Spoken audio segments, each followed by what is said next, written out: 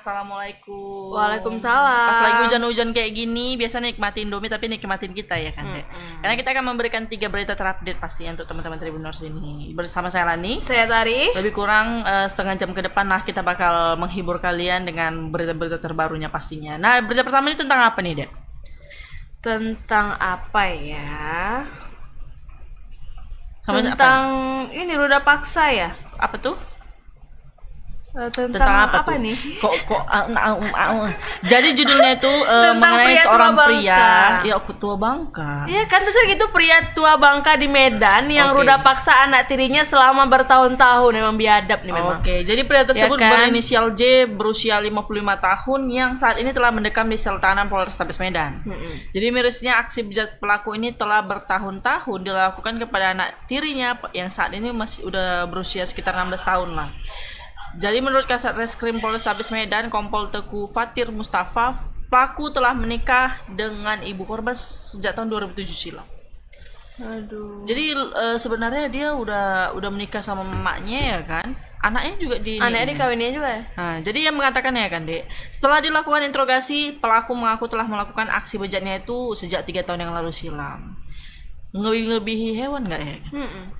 Kalau kucing aja tuh mikir-mikir ya kan. Ini kok langsung aduh. Jadi Fatir mengungkapkan, saking seringnya pelaku melakukan tindakan asusila terhadap putri tirinya itu, sampai-sampai pria tua Bangka ini telah melakukan ini beberapa kali. Jadi dikatakannya lah, pihak ini masih melakukan pendamping terhadap korban untuk memulihkan kondisi psikologis yang dialaminya. Jadi Fatir mengatakan saat ini pelaku sedang menjalani proses hukum dan terancam hukuman 15 tahun penjara. Ini teringat aku sama film Hope ya, Hope, film Korea. Tapi dia umur anak itu masih sekolah SD sama pemabuk ya kan. Ini sama bapaknya sendiri loh. Bapak tiri. Bapak tirinya. Aduh. Memang kita tengok aja lah videonya ya kan, Tribuners.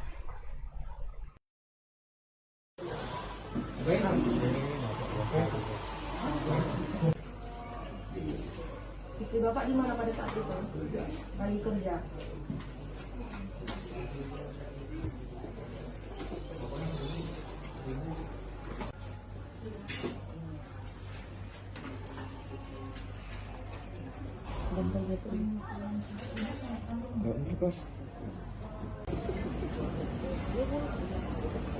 Kalau dibilang kayak gitu marah-marah, ya seni, beresiko juga.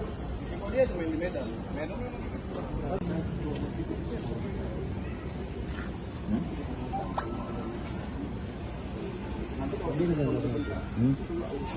Jadi bosan di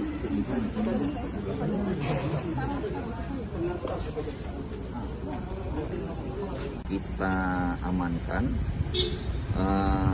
Sekarang proses terhadap pelaku kita lanjutkan ke penahanan. Pelaku inisial J, umur 55 tahun, adalah ayah tiri dari korban. Umur korban sekitar 16 tahun. Pelaku sudah menikah dengan ibu korban kurang lebih sudah dari tahun 2007.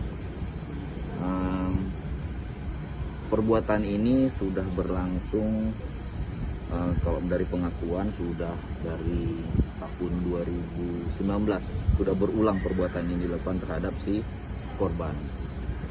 Untuk kondisi saat ini pelaku kita lakukan penahanan. Proses terhadap pelaku kita jerat dengan pasal persetubuhan terhadap anak dengan sanksi pidana penjara 15 tahun. Kronologisnya kan kejadiannya Itu aja kali ya, kita yang penting udah kita amankan, mungkin bisa intinya pelaku sudah menjalani proses hukum ya. Bang, dari pengakuan si pelaku ini Bang, udah berapa kali Bang dia melakukan perbuatan itu Bang? Kalau dari tahun 2019 ya sudah nggak ingat lagi berapa kali, sudah berulang lah ini perbuatan yang dilakukan terhadap anak tirinya ini. kondisi psikologis anak kan? Kondisi psikologis kita juga lakukan pemeriksaan terhadap si anak untuk menilai kondisi si anak. Kemudian juga ada langkah-langkah juga dari kami bekerjasama dengan instansi terkait untuk berupaya untuk supaya trauma si anak bisa hilang. Kira itu aja. 10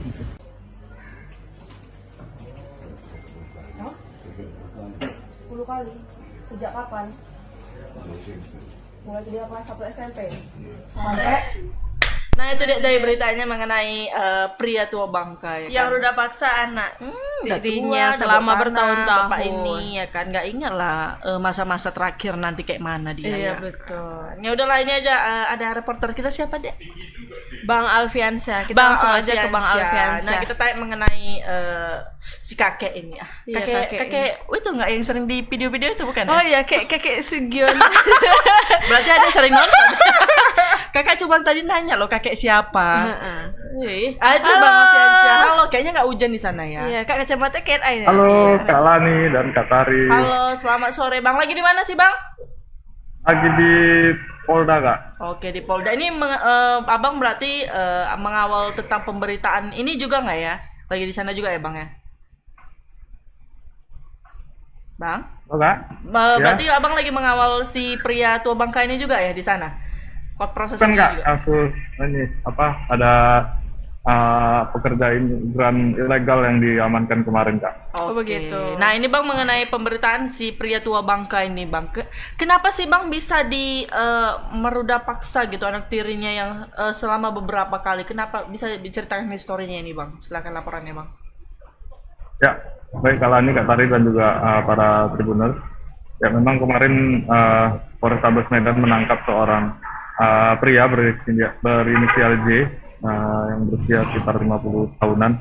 Dia ditangkap setelah dilaporkan oleh nenek dari si korban yang merupakan anak tirinya. Saat itu si korban ini lari ke rumah neneknya dan menceritakan perbuatan bejat ayahnya ini. Nah, setelah mendengarkan pengakuan dari si korban ini, neneknya ini langsung mendatangi kantor polisi dan langsung membuat laporan. Setelah membuat laporan itu, si ayah ini pun langsung ditangkap oleh polisi.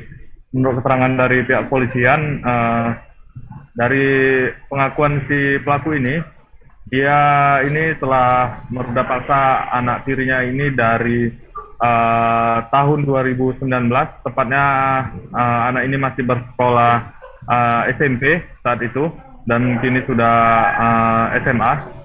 Nah, sudah ada sekitar 3 tahun menurut pengakuan dari si pelaku ini. Dia pun sampai lupa sudah berapa kali melakukan ruda paksa terhadap anaknya ini.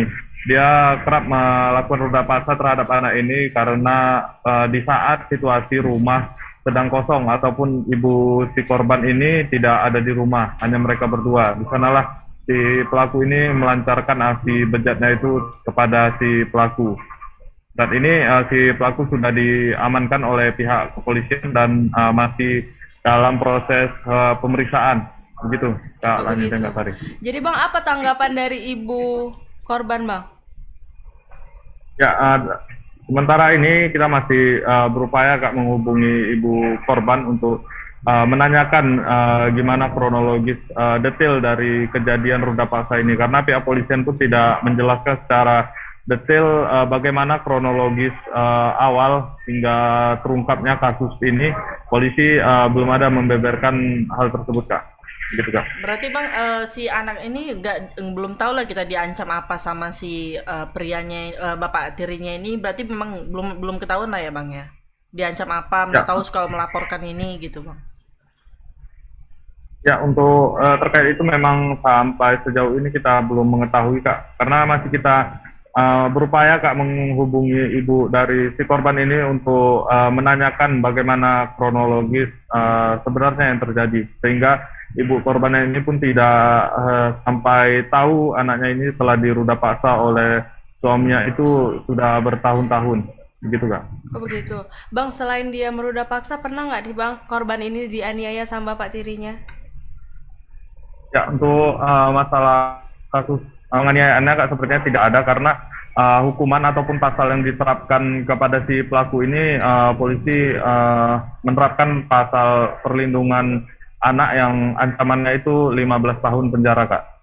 Oke Bang, kira-kira dari historinya si pria ini kira-kira lalu-lalunya ada tatonya juga atau lihat gayanya itu ada kayak preman atau apa nggak historinya bang? Ya, menurut informasinya Kak, si pelaku ini kerjanya itu hanya mocok-mocok gitu Kak, tidak ada kerjaan yang tetap Kak, gitu. Oh begitu. Histori dia preman atau tidaknya belum dapat Kak informasi itu tidak Kak. Oh begitu. Bang, anaknya ini pernah nggak sih Bang curhat dengan temannya dengan apa masalahnya yang di rumah Bang? Gimana Kak? Anaknya si korban ini pernah nggak sih curhat dengan temannya atau sama yang lainnya pada saat pertama kali diruda paksa sama bapak tirinya Bang? Ya, untuk itu Kak, sepertinya tidak ada ya Kak, karena selama ini bertahun-tahun ini dia hanya memendamnya sendiri, sehingga terakhir dia karena tidak sanggup lagi sempat melarikan diri dari rumah dan pergi ke rumah neneknya. Di sanalah dia menceritakan semua kejadian itu kepada neneknya, sehingga kasus ini pun terungkap Kak. Oke bang, kira-kira ada alat bukti nggak bang pada saat kejadian gitu, ketika dia datang ke rumah neneknya memberikan salah satu alat bukti atau gimana bang? Dan soal alat bukti itu sebenarnya tidak ada Kak, karena polisi sampai sejauh ini hanya memegang hasil visum dari si korban ini Kak, yang menunjukkan memang adanya kerusakan Kak di bagian vitalnya Kak. Oh begitu. Sekarang kondisi anaknya gimana Bang? Ya, menurut informasi sekarang kondisi si korban ini masih mengalami trauma. Namun menurut keterangan dari pihak polisian, mereka berjanji akan terus mendampingi si korban ini yang mengalami trauma akibat perbuatan bejat ayahnya ini. Pihak polisian akan melakukan pendampingan sampai psikologis si korban ini benar-benar sembuh Kak. Oke Bang Alfiansyah, terima kasih untuk laporannya Bang. Kita tunggu laporan selanjutnya Bang. Selamat Selamat sore Bang. Selamat sore Bang Alfi. Nah, itu, Selamat sore. nah itu tadi deh. Ngeri kali ya. Dari tahun 2019 sampai 2022. Mungkin ada ancaman ini Kak, makanya dia nggak berani ngomong kan. Lagian kerjanya juga kayak gitu ya kan. Mocok-mocok katanya ya. Kayak nggak ada kerjaan ya kan. Iya, mungkin dia sebenarnya tugasnya jaga anak di rumah. Hah? Jaga anak ya kan. Nggak ada kerjanya loh, makanya mocok-mocok katanya deh, ya ampun. Aduh. Jadi itulah ya kan, kurasa nggak ada kegiatan dia ya kan, anaknya udah mulai tumbuh kembang ya kan dek, gitulah jadinya ya kan, ketika jiwa-jiwa bapaknya nggak ada ya gitulah jatuhnya ya kan dek. Tapi ya kasihan juga sih korbannya. Atau mungkin dia dalam keadaan mabuk tadi lupa nanya. Nggak tahu juga, kurasa Iya juga kan, ya. Tapi masa 3 tahun mabuk terus dia? Oh iya juga. Mungkin setiap hari mabuk-mabukan. Mabuk ya air kan? putih nggak mungkin itu kalau terus-terusan. Kalau 1 kali mungkin bisa lah. Tapi kalau misalnya hampir 3 tahun ada nggak berjeda itu kan berarti kemungkinan udah memang sadar, memang terencana, itulah kan nggak mungkin begitu Ibu Tari ya. Oh iya. Oke, ini ada berita kedua nih teman-teman. Tentang apa tuh Pak? Berita kedua ya ada Dewa Perangin, anak Bupati Langkat nonaktif, terbit rencana perangin angin sungguh keji dan biadab. Kita dapat berita ini Iya, lagi deh. dapat berita yang keji dan biadab. Jadi Dewa Perangin Angin disebut ikut melakukan penyiksaan terhadap Saryanto Ginting hingga tewas. Dalam dakwaan jaksa penuntut umum, Kejari Langkat Gary Anderson Gultom terungkap bahwa Dewa Perangin Angin menyiksa tahanan menggunakan balok kayu. Oh mak, ngeri kali dek. Jadi disebutkan bahwa aksi penganiayaan keji dan tidak bermoral itu dilakukan Dewa Perangin Angin dibantu oleh sejumlah anak buah bapaknya pada 13 Juli 2021, sehari setelah Saryanto Ginting dijebloskan ke kereng. Jadi mereka yang membantu Dewa Perangin Angin menganiaya Saryanto Ginting hingga tewas, diantaranya Hendra Surbakti alias Gupsar, Rajisman Ginting alias Rajes, dan jurnalis Surbakti alias Uci.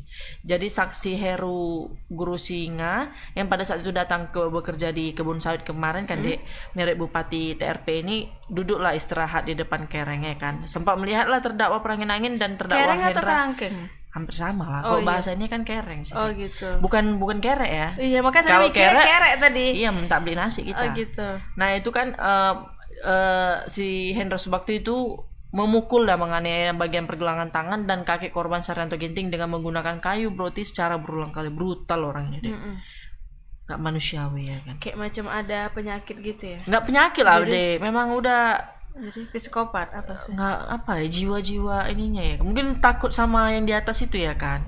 Jadi ya udahlah, siksa aja. Masalahnya anaknya pun ikut loh, kayak nggak ada Dewa itu ya. inilah ya kan. Jadi tidak hanya itu saja. Sebelum memukul pergelangan tangan kaki Saryanto Ginting, terdakwa Dewa Parangin-Angin yang merupakan ketua Satuan Pelajar dan Mahasiswa Pemuda Pancasila Kabupaten Langkat itu sempat meminta Saryanto Ginting bergelantungan di sel sambil dianiaya. Ya ampun, macam yang apa G30 SPKI itu Iya, ya. ngeri ya. Aku ngebayanginnya Ternyata di dalam negara yang sudah merdeka masih ada penjajahan di Iya, dalamnya. benar. Salah satunya ini nih ya dan kan. kayaknya ini lebih ngeri menang kekuasaan dia ya kan, Dek. Jadi dia berkuasa terhadap masyarakat mungkin yang di situ minta kerja, alasannya narkoba. Iya. Padahal ujung-ujungnya dihajar Jadi ngapain habis-habisan. diterima kalau disiksa ya? Makanya kayak ini jadi diruda paksa, dipaksa di orang ini kerja tanpa dikasih apa ya kan, gaji sama sekali. Bahkan dia ingin aja di dalam ini, ibaratnya nggak manusiawi kali di dalam ini. Benar. Jadi setelah puas mengenai korban, Dewa Parangin-Angin kemudian memerintahkan anak buahnya bapaknya itu untuk mengambil lakban. Jadi spontan para anak buah terbit perencana Parangin-Angin ini kemudian melakban mata dan mulut Saryanto Ginting. Jadi saksi si Heru ini, saksi Riko juga, saksi Robin dan saksi Trinanda Ginting melihat korban Saryanto Ginting digiring ke arah kolam ikan yang berada di depan kerengnya itu, terus oleh saksi Rajasman Ginting alias Rajes dan terdakwa Hendra Surbakti alias Grup Sar. Jadi sesampai di tepi kolam kan, Dek, terdakwa Hendra ini alias Grup Sar ini mendorong tubuh korban ke dalam kolam ikan. Bayangkan ya kan, mata lakbannya tutup, nggak bisa bernapas lah. Kalau Iya. hidung aja ya kan, pasti tangannya juga diikat itu kan. Iya. Nah, jadi korban Saryanto Ginting yang tidak bisa berenang sempat mengapaikan tangannya dan terlihat muncul di permukaan satu kali. Namun selanjutnya korban tidak muncul lagi ke permukaan ya, Tribuners. Gimana kalau yang itu mereka juga kita masukkan Iya, kita buat kayak gitu ya. Nggak usah deh, ke Langsung- kolam buaya. Iya, kandang buaya kan. Kandang buaya kan, yang agak dalam sedikit, jadi begitu masuk. Kita tutup juga mata sama mulutnya. Kan kasihan buaya di mungkin kebun binatang nggak makan cuma Iya, daging seperempat kan, betul. Bagus bisa kan sama dapat ini ini, lebih ya dari kan? 15 kilo, Ha. 30 kilo ya kan, lebih kenyang ya kan, Dek. Mungkin itu solusi untuk pihak kepolisian dari Iya, betul. dari ide kami yang cemerlang ini ya kan. Udah kita tengok dulu videonya, banyak Oh, kali. iya, betul, Nggak betul. tahu Kita- kenapa betul sama Bang Anil. Kita tengok Ini tengok videonya. videonya. Hukumnya ya, sudah terima salinan dakwaan. Penipuan, penyalahgunaan kekuasaan atau posisi rentan, penjelasan utang atau memberi bayaran atau manfaat. Ini dari depan sel atau kereng satu dan bertanding. Sidang perkara kami majelis membacanya, narasinya berbeda. Ya, silakan baca lengkap.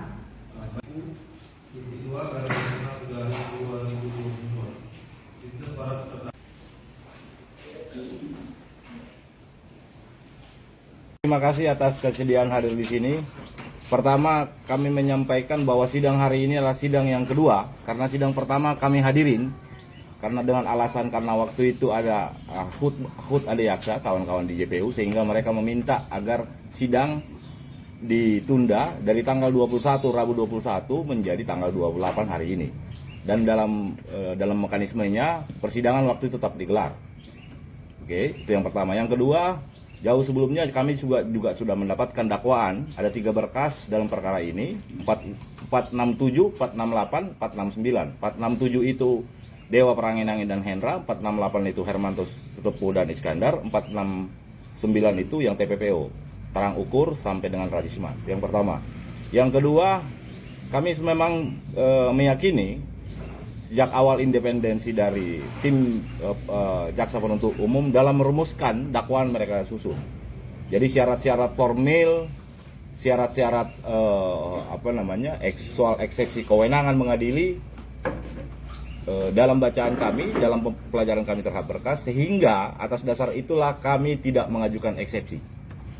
Sehingga kami langsung meminta ke pokok perkara, menghadirkan saksi di persidangan. Kenapa? Karena ini penting. Pertama, kualitas saksi. Karena harapan kami, majelis hakim yang memimpin, memeriksa dan memutuskan perkara ini dapat melakukan pertimbangan hukumnya nanti dalam putusan seobjektif mungkin, berpedoman pada 10 kode etik perilaku hakim seperti yang dirumuskan dalam surat keputusan bersama Komisi Yudisial dan Ketua Mahkamah Agung. Dan kami juga dalam kesempatan ini mengingatkan kepada aparat atau instansi aparatur negara yang lain untuk tidak melakukan intervensi terhadap independensi peradilan. Hakim saja kita bisa sanggah ketika dia melakukan ultra petita atau melampaui kewenangannya, apalagi lembaga yang lain. Itu aja untuk sementara. Mungkin rekan saya bisa nambahin. Ya, saya perlu tambahkan satu aja di luar dari materi pokok perkara. Tadi majelis hakim membacakan ada surat dari LPSK kepada pengadilan. LPSK meminta agar hakim berkoordinasi kepada LPSK. Saya mau katakan kepada LPSK, Anda jangan bergerak dari undang-undang Anda.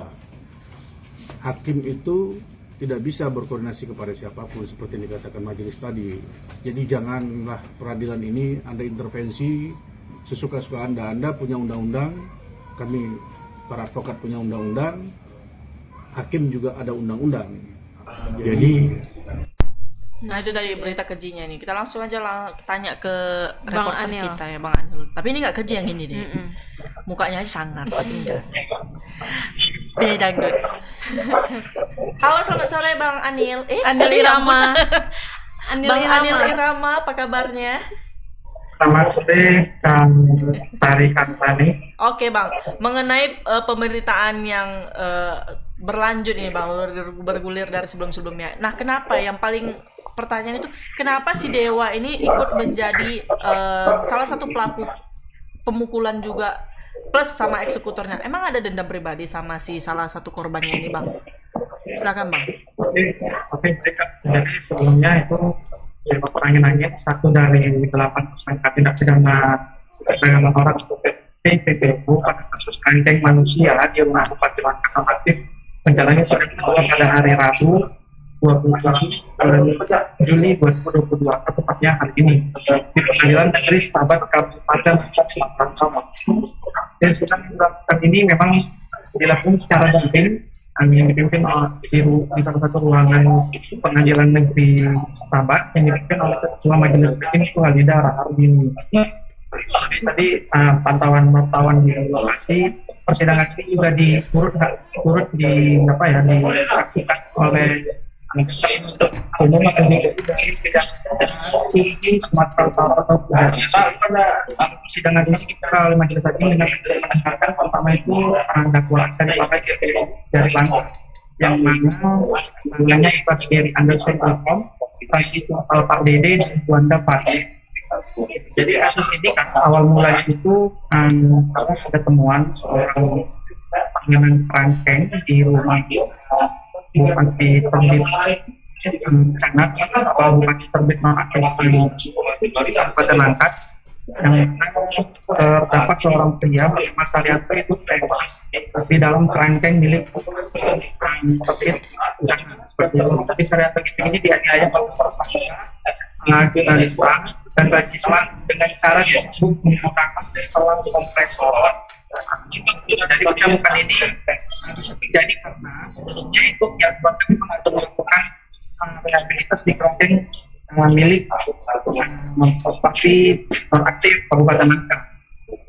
Jadi setelah itu salah satu putra dari Bupati sendiri itu Dewa Perangin-Angin juga ikut melakukan penganiayaan terhadap sehingga akibatnya korban itu meninggal dunia atau tewas. Jadi Dewa ini awalnya menganiaya korban ini dengan pelaku tersangka lainnya itu bernama Nura Suparti. Cuma penganiayaan dilakukan oleh si Dewa Perangin-Angin bersama Nura Suparti ini cukup keji ya, yaitu korbannya dengan balon menyuruh tersangka Bajisman Ginting itu untuk masuk ke dalam kolam seperti itu. Namun setelah masuk ke dalam kolam, Bang Saryanto ini tidak muncul lagi, sehingga sempat dilakukan pengecekan di bawah dasar kolam, ditemukan bahwa Saryanto sudah tidak sadarkan diri, sehingga diangkat ke permukaan dan diperiksa dengan dadinya, sehingga Saryanto dipastikan tewas. Jadi hasil kejadian ini terdakwa Dewa Perangin-Angin dan Hendra Supartini atau alias Bujsa didakwa pasal 190 ayat 2 ketiga KUHP pidana atau kedua pasal 351 ayat 3 pasal 55 ayat 1 ke 1 KUHP pidana. Setelah bahkan dalam persidangan ini itu ada 3 berkas ya Kak, dipisah-pisah dari 8 tersangka itu ada 3 berkas. Itu berkas satu lagi itu atas terdakwa lainnya bernama Darman Rosberto alias atau Kadis Iskandar sendiri alias Iskandar. Itu dijerat dengan dakwaan pertama pasal 1 ayat 2, ketiga pidana atau kedua pasal 351 ayat 3 pidana pasal 55 ayat 1 ke 1 KUH pidana. Untuk berkas yang ketiga itu atas terdakwa bernama Terang Utus sendiri alias Terang, Nagita Surbakti, Supratman Prangin-Angin, dan Ragisman Ginting alias Ragis Ginting. Keempat terdakwa ini dijerat dengan dakwaan pasal 7 ayat 1 Undang-Undang Nomor 21 Tahun 2007 tentang Pemberantasan Tindak Pidana Perdagangan 7 pasal 55 ayat 1 ke 1 KUH pidana. Oke, seperti itu Kak Lani dan Kak Sari. Oke Bang. Bang, selain Saryanto Ginting ini Bang, yang ada lagi nggak sih Bang yang dianiaya dengan si Dewa Prangin-Angin ini turun tangan Bang untuk menganiayanya Bang? Untuk korban selain Saryanto itu memang ada 3 orang laki itu menjadi korban tewas. Jadi ini sudah terjadi sejak tahun 2009 untuk penyiksaan ini seperti itu. Oke Bang, kalau boleh tahu Bang, apa sih motif si Dewa Prangin-Angin ini dan eksekutor lainnya ini kira-kira? Apa memang korban ini melakukan kesalahan atau gimana Bang? Kurang jelas Kak. Bagaimana putus-putus suaranya putus-putus. Oke Bang, kira-kira si Dewa Prangin-Angin ini dan eksekutor lainnya ini kira-kira melakukan ini memang dasar perencanaan yang sering direncanakan terlebih dahulu kemarin-kemarin atau memang spontanitas itu Bang? Jadi memang ini sudah menerangkan atau yang sudah dilakukan rekonstruksi kemarin itu di Polda, memang ini sudah berulang kali seperti yang dilakukan oleh anak ini terhadap para korban yang dinyatakan meninggal dunia dalam kerangkeng seperti itu. Jadi kerangkeng ini sebenarnya pengakuan sebelumnya itu menjadi tempat rehabilitas para warga bencana ini. Namun di dalam penganiayaan hingga mengakibatkan 4 orang warga di dalam tersebut itu meninggal dunia. Seperti itu kalau lagi kata-kata. Oke Bang. Sepertinya korban itu semakin banyak ya Bang, bertambah ya Bang. Jadi totalnya ada berapa ya Bang kira-kira yang ada di kerangkeng itu Bang? Saat ini itu 4 orang. Info yang diterima itu sekarang ada 4 korban yang tewas seperti itu. Pada saat itu memang ditemukan ada beberapa warga juga yang masih berada di dalam kerangkeng sekitar 4 orang. Namun yang tewas informasi yang diterima itu sekitar 4 orang. Salah satunya Saryanto yang menjadi korban atas keganasannya dari anak Bupati Langkat ini, karena anak Bupati Langkat ini terlibat dalam tewasnya Saryanto ini. Oke Bang, aku baca juga tadi Bang, kalau misalnya si Saryanto Ginting ini ditemukan masuk ke dalam kemana ya Bang ya? Penghuni kerangkeng ini bersandar di saluran pipa yang berada di dalam kolam katanya itu. Ditemukan ketika posisi di situ berarti ya Bang ya? Atau diangkat dulu, dipastikan meninggal atau dijatuhkan kembali atau gimana Bang? Dilakukan penyiksaan dulu, pemukulan yang dilakukan oleh anak Bupati Dewa Prangin-Angin itu menggunakan balok pada tubuhnya Saryanto, namun setelah itu disuruh memanjat kerangkeng, itu pun masih dilakukan penyiksaan dengan memukul juga menggunakan selang kompresor. Setelah itu baru si Saryanto ini dimasukkan ke dalam kolam oleh salah seorang tersangka Ragisman Ginting di dalam kolam. Setelah dimasukkan ke dalam kolam itu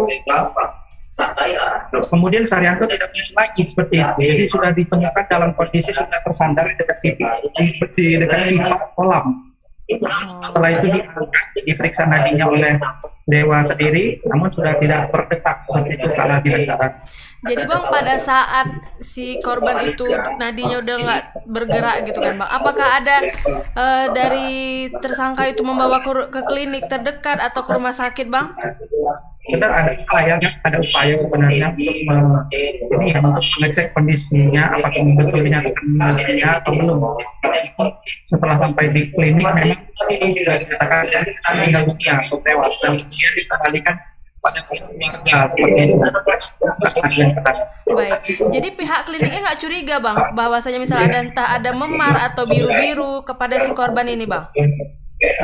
Kalau yang curiganya malah itu keluarga setelah menerima jasad korban yang ditemukan ada beberapa luka, bahkan kapas yang menyumbat hidung dari sisa ini berdarah seperti itu, dan ditemukan luka pada bagian bibir seperti itu kalian.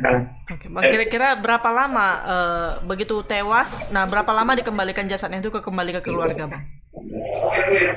Kalau untuk sejauh itu masih belum ini ya Kak, belum pernah kebetulan pada saat itu memang itu ditangani oleh rekan kita yang memang berada di Polda seperti itu Kak. Jadi belum tidak terlalu jelas itu kalau sedangnya Kak seperti itu. Oke bang, kira-kira klinik itu bakal menjadi saksi medis nggak bang nanti di persidangan? Ada kemungkinan Kak seperti itu karena di persidangan selanjutnya itu akan digelar pada tanggal 3 Agustus tepatnya pada hari Rabu depan untuk mendengarkan saksi-saksi Kak seperti itu. Jadi dari ketiga berkas yang dipecah dari 8 tersangka ini akan masing-masing nanti akan menghadirkan saksi.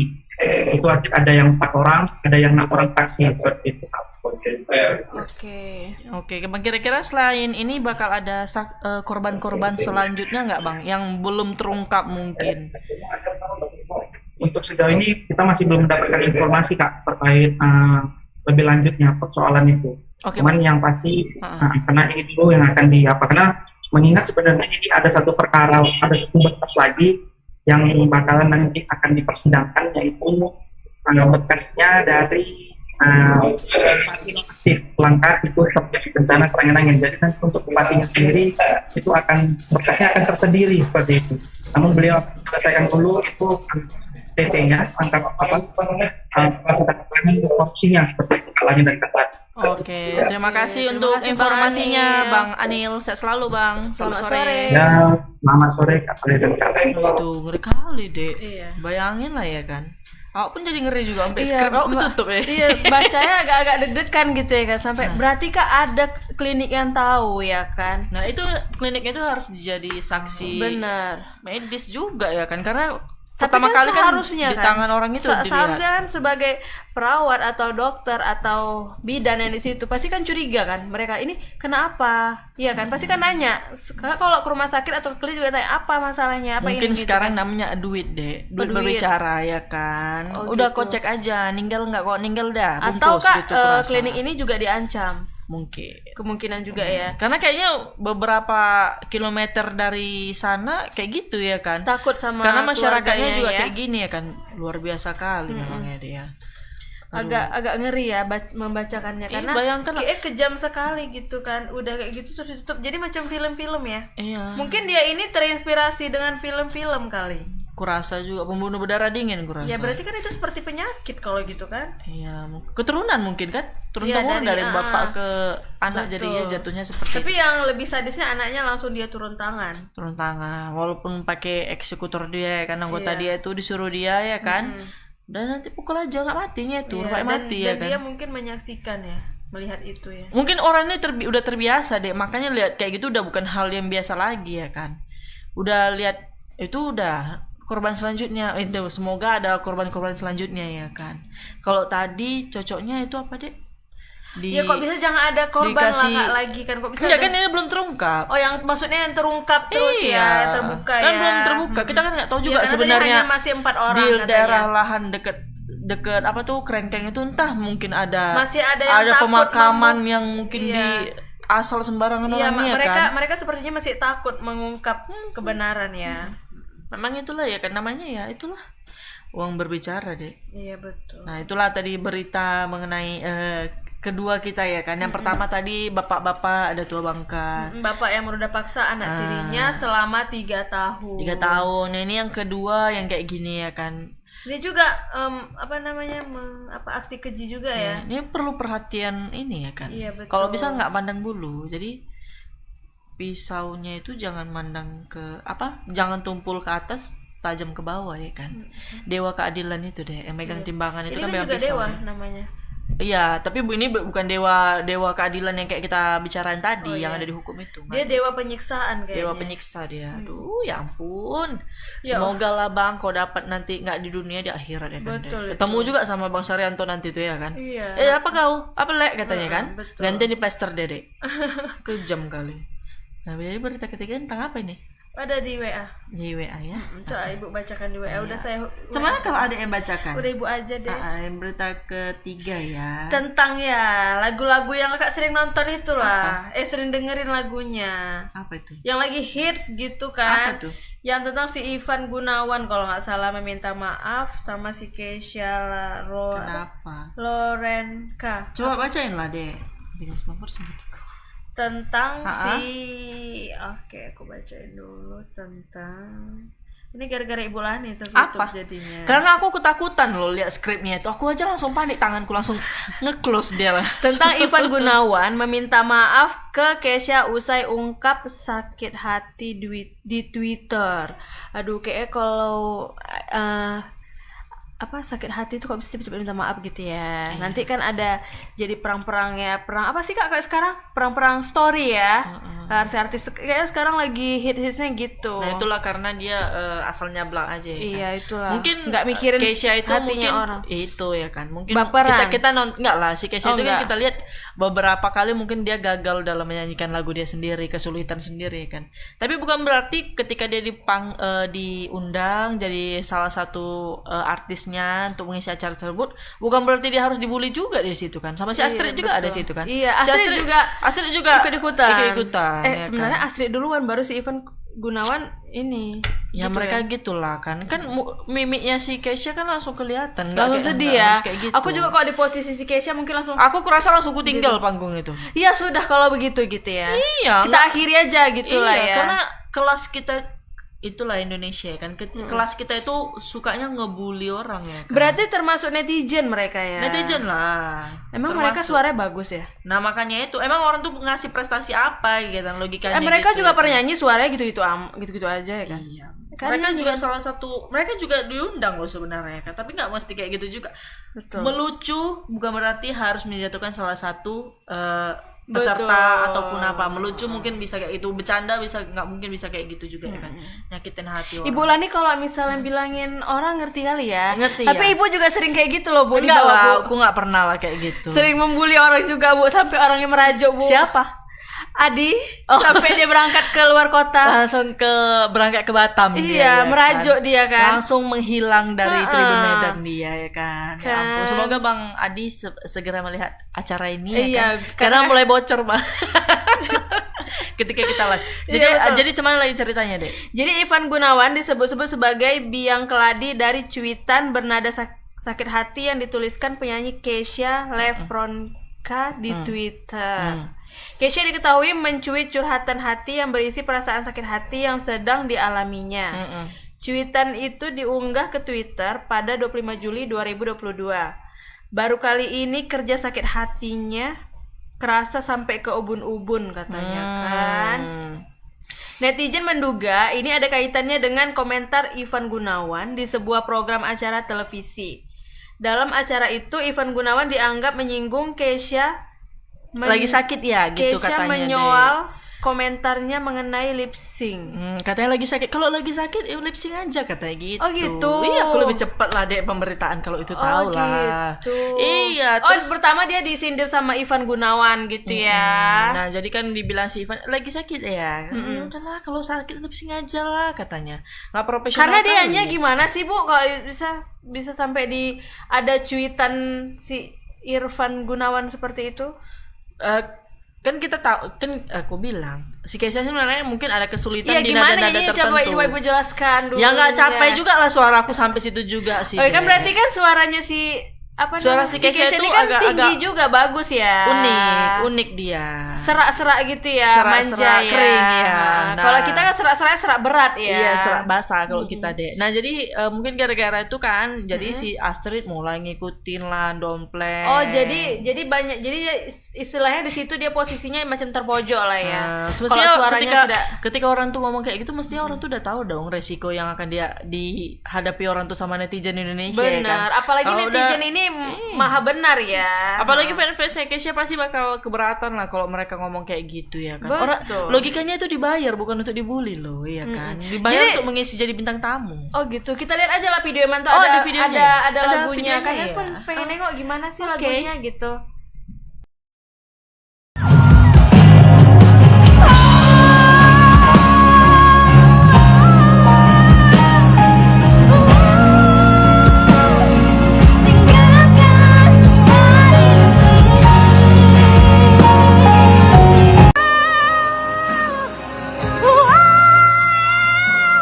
Biasanya kamu kalau lagi nggak fit, lagi kurang enak badan, kalau nyanyi ajak dia nyanyi di belakang lu lipsi. Nggak perlu gitu. Suara Kesha kan juga bagus. Kayak zaman dulu nih. Iya. Pengen kamu nanti duet sama Dila gimana? Kolaborasi dong. Iya seru ya, bener ya Bu. Iya dong. Nah, Yang klimaksnya aja gitu nih. Tahu kembali. Yang tadi aku bilang kan kembali. Oh nyak. iya. Dia ya. Di situ, Kasihan aku nengoknya kok kasihan gitu di ya. situ mukanya si Kesha udah gak enak ya kan. Langsung berubah ya. Kalau aku langsung ku banting. Padahal orang tuh kalau nyanyi belum tentu bisa loh. Iya, kalau aku langsung ku banting Mik ya. Iya. Kalau aku memang aku langsung tinggal pergi lah. Iya kan? Emosi membara-bara. Iya. Tujuan kita kan bukan dengar ocehan orang itu ya, bacot orang itu ya kan. Kita nyanyi udah mengikuti. Kalau memang yang nggak capai atau memang ada minusnya ya bisa diobrolkan di belakang ya kan. Iya betul. Karena kan pasti ya kalau profesional sebagai senior ya harus menunjukkan yang terbaik lah bagi junior ya kan. Jangan dijatuhkan kayak gitu ya kan, Dek. Nah, gitulah kan. Oh, ini dia. Jadi selanjutnya, namun penyanyi yang mencuri perhatian saat mengikuti ajang pencarian bakat hingga menembus babak spektakuler.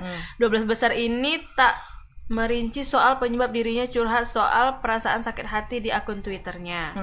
Netizen kemudian mengetahui jika cuitan yang dibuat Kesha di Twitter terjadi usai dirinya tampil mengisi acara di sebuah program acara pencarian bakat di televisi. Dalam acara itu, Kesha didapuk sebagai bintang tamu. Diajak atau didapuk apa sih maksudnya? Diajak lah. Oh, diajak ya. Siapanya itu kan fans si Kesha kalau nggak salah. Penyanyi muda yang sedang naik daun ini berduet dengan seorang peserta dengan membawakan lagunya yang berjudul Tak Ingin Usai. Yang mana sih lagunya ini? Ya itu yang tadi nyanyikan dia loh, Bambang. Sadar Ya dirinya Allah. menjadi pemicu cuitan sakit hati. Sebenarnya Kesha pasti yang menangkap membuat pemberitaan ini dari tadi ini. Iwan Gunawan langsung meminta maaf. Nah, itulah lanjutkan bacanya, Bu. Lanjutkan bacanya. Masih ada. Udah terlanjur baru. Aku penasaran sih lagunya nggak dari awal. Kayaknya ini lagu-lagu yang lagi trending di ini ya, yang di Jux Nah, itu jadi ya. si Ivan ini kan membuat di apa nih? Di Instagram ya atau Twitter ya dibuatnya. Selamat pagi, Dek, katanya. Kakak minta maaf ya kalau gara-gara kata kakak buat kamu sakit hati, katanya. Minta maaf kalau melalui sosial media juga ya kan. Iya.